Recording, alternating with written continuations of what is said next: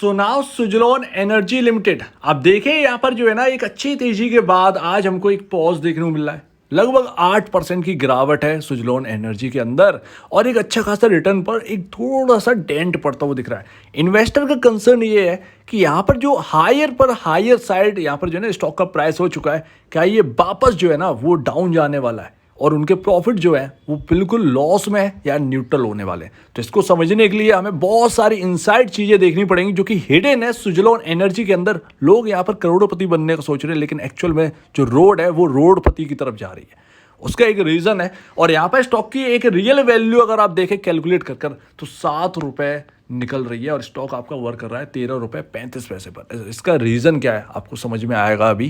तो अभी 4-5 दिन पहले ही मेरी आपसे बात हुई थी और वीडियो के जरिए मैंने आपसे कहा था जब ये 11 रुपए 80 पैसे को क्रॉस नहीं कर पा रहा था, मैंने आपको बताया था कि 2022 में यहाँ पर 20 दिसंबर के दिन 12 रुपए 15 पैसे को जो कैंडल बनी थी, 12 रुपए 15 पैसे हाईएस्ट लेवल था सुजलोन का और वहां से गिरावट स्टार्ट की थी और 7 रुपए 6.5 रुपए तक यहाँ पर जो है ना डाउन साइड यहाँ पर देखने को मिली थी सुजलोन के अंदर। 12 रुपए 15 पैसा टॉप बन गया था।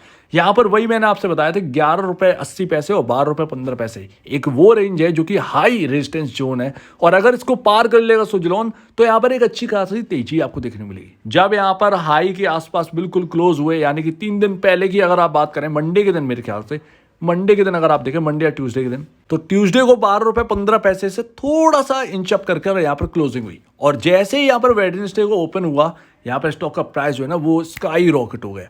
ये यहाँ पर पॉइंट आपको पकड़ना चाहिए था। एक हाई रेजिस्टेंस लेवल से सुजलोन निकला था और उसके बाद एक अच्छा खासा आपको रिटर्न दिया था।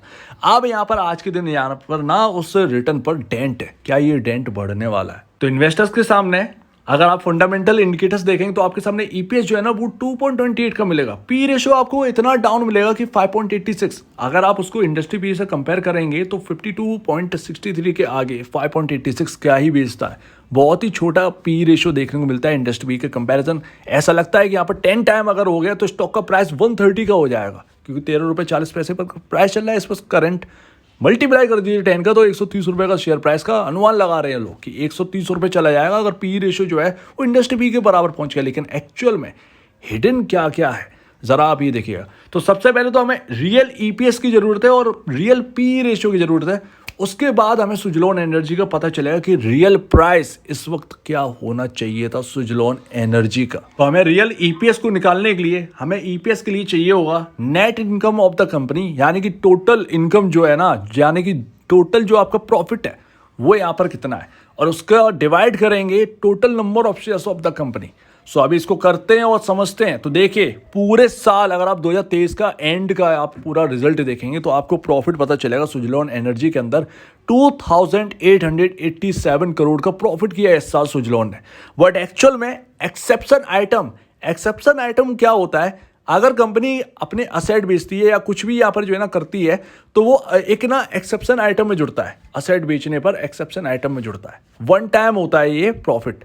एक्सेप्शन आइटम 2720 करोड़ रुपए का, 2720 करोड़ रुपए का एक्सेप्शन आइटम ही है। अगर आप माइनस कर देंगे 2887 में 2720 करोड़ का तो आपको टोटल नेट इनकम मिलेगी 167 करोड़ रुपए। ये आपके सुजलोन का रियल प्रॉफिट है जो कि आपका कमाई करी गई है काम कर कर। सुजलोन ने जो सर्विसेज दी हैं उसके जरिए आपके टोटल इनकम में से बचता कितना है? ये इतना बचता है पूरे साल में 167 करोड़ का प्रॉफिट। चलिए अब ये निकल आ चुका है। अब यहाँ पर डिवाइड कर देंगे 1247 करोड़ रुपए 1247 करोड़ नंबर ऑफ शेयर से, तो आपका जो ईपीएस है वो आपको निकलेगा 0.13 का और आपको ईपीएस यहाँ पर देखने को मिल रहा है 2.28 का। यहाँ पर लिख लेते हैं अपना रियल ईपीएस 0.13 का ईपीएस। ये आपका एक्सेप्शन आइटम को बिल्कुल हटाकर है, राइट।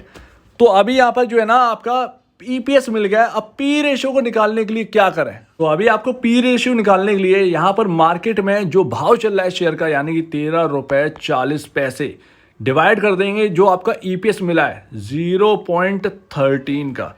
आपको जो यहाँ पर जो है ना पी रेशियो मिलेगा वो मिलेगा आपको 103 का पी रेशियो।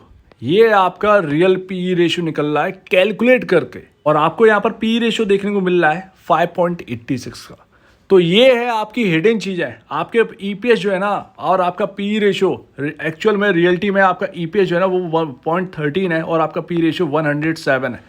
अब यहाँ पर अगर आप प्राइस निकालोगे तो आपको देखेगा, लेकिन अगर आपको रियल प्राइस देखनी है तो कैसे निकालें? देखिए आपका 107 का पी रेशो चल रहा है, राइट। ये सब कुछ एक्सेप्शन आइटम को हटाकर कैलकुलेट कर तब आपका निकल रहा है। अगर हम मान लेते हैं 107 का पी रेशो है, सुजलॉन के अंदर कोई गिरावट आ जाए और कुछ भी हो ए टू जेड, आपका पी रेशो आपके इंडस्ट्री पी के बराबर आ जाए, 55 मान लेते हैं 55 का। अगर आपको रियल वैल्यू निकालनी है स्टॉक की तो आपको ईपीएस और पी रेशो को मल्टीप्लाई कर देना है। 55 मल्टीप्लाई 13.13, यहाँ पर आपको निकलेगा 7.15 रुपीज़ का शेयर प्राइस। ये है आपका यहाँ पर रियल कॉस्ट, यानी कि रियल शेयर प्राइस की बात करें, और स्टॉक वर्क कर रहा है आपका 13.41 पर। सो अभी आपके सामने 7.15 का जो है ना वो कैलकुलेटेड निकल के आ रहा है और यहाँ पर चल रहा है 13.41। ये है डिफरेंस। अगर उस एक्सेप्शन आइटम को बिल्कुल अलग कर देंगे तो इस हिसाब से ईपीएस ये होना चाहिए, पी रेशो आपका इस वक्त ये होना चाहिए, और यहाँ पर अगर आप बात करें न्यूट्रल वैल्यू की तो 7 रुपये 15 पैसे होने चाहिए। तो अब आप देखिए कि इंडस्ट्री पी के बराबर जब हमने पी रेशो का रखा, कैलकुलेटेड पी रेशो का रखा 55 का, तब जाकर अपने को 7 रुपये 15 पैसे मिल रहा है।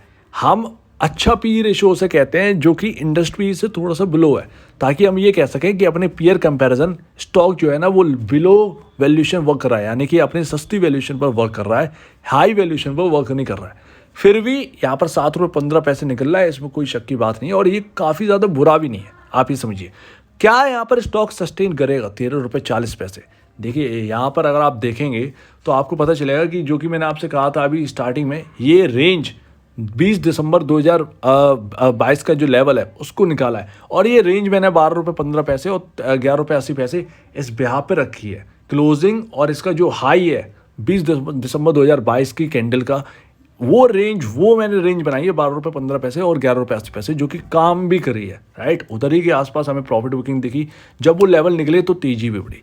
अब ध्यान रखिएगा कि ये जो रेंज हमने निकाली है, जो रेजिस्टेंस रेंज थी, वो अब सपोर्ट वाली रेंज है। अगर स्टॉक गिरता है तो इस रेंज में आकर सुधरेगा। 12 रुपये 15 पैसे से 11 रुपये 80 पैसे तक कहीं ना कहीं अगर नीचे आता है तो इधर के आसपास सुधरने के चांसेस है। लेकिन अगर ये रेंज टूटती है और इसके नीचे क्लोजिंग हो जाती है और नेक्स्ट डे भी गिरावट होती है सुजलॉन के अंदर, तब ये एक अच्छी बात नहीं होगी, राइट। तो इसको आप समझिएगा, इस टेक्निकल को। जब फंडामेंटल समझ में ना आए तब टेक्निकल पर शिफ्ट हो जाइए, इससे बढ़िया और कुछ नहीं है, राइट। तो अभी अगर आप देखेंगे, अगर ये रेंज भी टूटती है तो किस लेवल का ध्यान दें, कौन सा लेवल होगा जिसके ऊपर ध्यान देना बहुत ज़रूरी होगा। 10 रुपये 90 पैसे, 10 रुपये 90 पैसे, जो कि मुझे टेक्निकल चार्ट पर दिखता है। अगर ये 10 रुपये 90 पैसे भी नहीं रहता है तो फिर यहाँ पर कहीं ना कहीं प्रॉब्लम कठिनाइयाँ हो सकती है। तो ये रहा पूरा सुजलॉन का। यहाँ पर अगर इसने 52 वीक हाई यहाँ पर जो है ना इस कैंडल का, यानी कि वेडनेसडे वाली कैंडल का हाई जो है ना वो निकाल दिया, तो फिर यहाँ पर कहीं ना कहीं आपको 16, 16.5, 17 तक के कहीं ना कहीं आपको टारगेट नज़र आ सकते हैं सुजलॉन के अंदर। इस पर नज़र रखिएगा, सुजलॉन के अंदर अलर्ट भी रहिएगा, और यहाँ पर अलर्ट के साथ साथ यहाँ पर आप कोशिश भी कर सकते हैं। अगर ये 52 वीक हाई निकालता है तो यहाँ पर जो है ना अच्छी खासी तेज़ी बन सकती है। 16, 16.5 ऐसे लेवल भी कहीं ना कहीं देखने को मिल सकते हैं। आप देखिए यहाँ पर मैं आपको बता दूँ कि यहाँ पर जो भी मैंने आपको कैलकुलेटेड बताया, ये मेरी खुद की रिसर्च है। आप प्लीज़ इसको यहाँ पर जो है ना, यहाँ पर आप रिसर्च करिए। अगर आप रिसर्च करते हैं, रिसर्च करिए, उसको कैलकुलेट करके देखिए। अगर इसमें कुछ गलती मिलती है तो प्लीज़ कमेंट सेक्शन में कहिएगा, मैं उस गलती को ज़रूर सुधारूंगा, आगे के लिए भी अलर्ट रहूंगा। ऐसी गलती अगर होती है तो मैं उसको सुधारने के लिए बिल्कुल तैयार हूँ। तो अगर आपको इसमें कुछ गलती लगती है इस वीडियो में तो प्लीज़ कमेंट सेक्शन में कहिएगा, ताकि मैं अपनी गलती को सुधार सकूँ और आगे के लिए भी अलर्ट रहूँ। तो आपका क्या कहना है इसके ऊपर कमेंट सेक्शन में कहिएगा, और अगर आपसे वीडियो में प्रॉब्लम है, कुछ पूछना, कुछ बताएं, कुछ कहना है तो प्लीज़ कमेंट सेक्शन में कहिएगा। और अब दीजिए बड़ी देखने के लिए बहुत धन्यवाद दोस्तों।